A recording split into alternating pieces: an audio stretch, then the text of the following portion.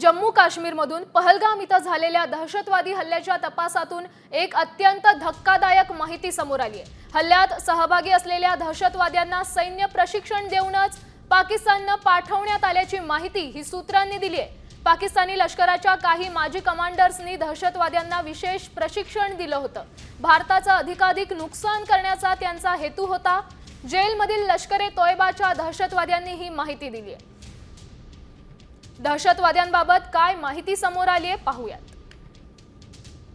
पहलगाम हल्ल्यात सहभागी असलेल्या दहशतवाद्यांना सैन्याचं प्रशिक्षण देण्यात आलं।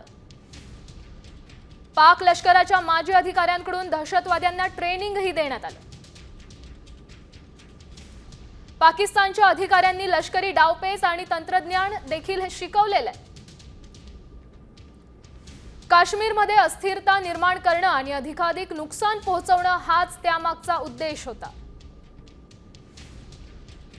जेलमधील लष्कर-ए-तोयबाच्या दहशतवाद्यांकडून ही माहिती प्राप्त झाली आहे।